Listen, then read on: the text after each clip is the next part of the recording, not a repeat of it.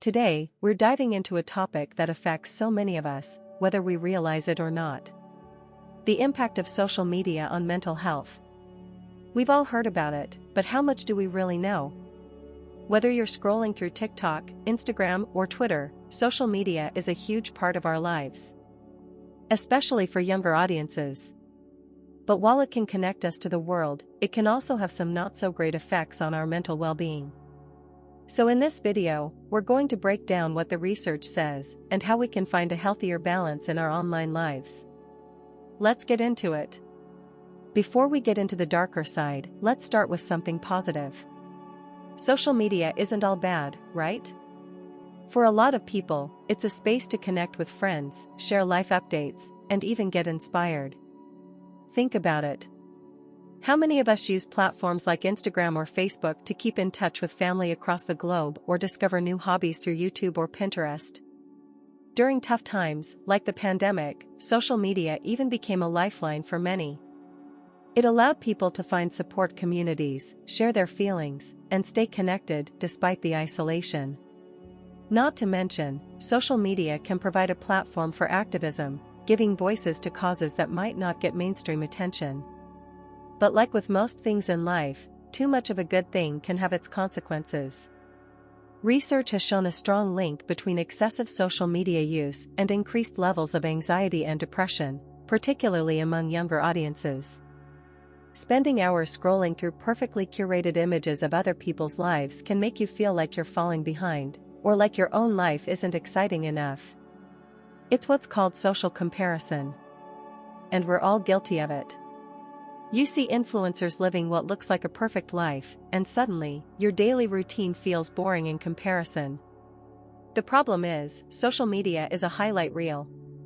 We only see the best moments, the edited photos, the filtered lives.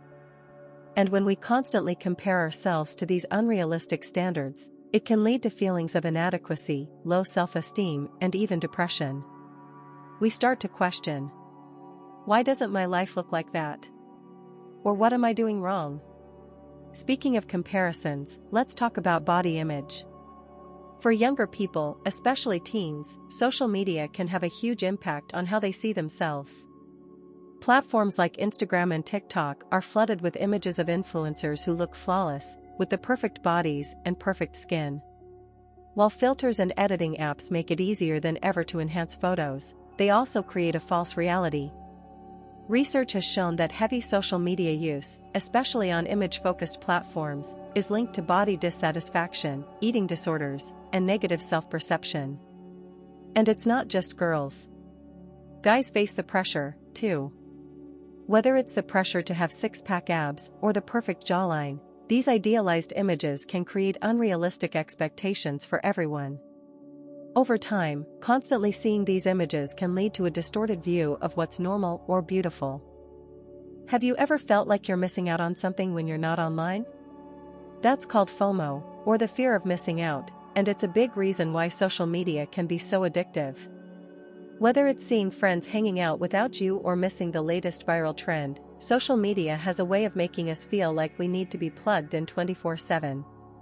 The problem is, this constant need to be connected can interfere with our mental well-being, sleep, and focus. Studies have shown that excessive social media use is associated with increased stress levels, sleep issues, and even addictive behaviors. Have you ever tried to put your phone down and felt the urge to check it again just a few minutes later? Yeah, you're not alone. Alright, so now that we've talked about some of the negative effects, let's get into what we can do about it. How can we use social media in a way that's healthy and doesn't take a toll on our mental health? Here are a few tips. Tip number 1. Set limits. One of the easiest ways to avoid the social media trap is by setting time limits for yourself. Most smartphones have built-in screen time trackers that can alert you when you've spent too long on certain apps. Give yourself a break and step away after a while. Tip number 2. Unfollow or mute accounts that make you feel bad. If certain accounts make you feel negative about yourself or your life, it's time to hit that unfollow button or mute them for a while. Your mental health is more important than keeping up with someone else's highlight reel. Tip number 3. Practice mindfulness.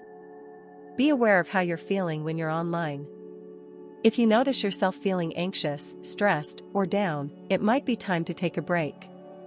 Being mindful of your emotions can help you avoid getting caught in the negativity spiral.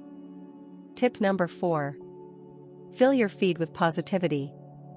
Follow accounts that inspire you, make you laugh, or promote healthy and realistic lifestyles. Surrounding yourself with uplifting content can make a big difference. At the end of the day, social media is a tool. It's all about how we choose to use it. By being more mindful and setting healthy boundaries, we can enjoy the benefits of staying connected without sacrificing our mental health. Thanks for tuning in today. If you found this video helpful, don't forget to like, comment, and subscribe for more content on mental health, wellness, and living your best life. See you next time.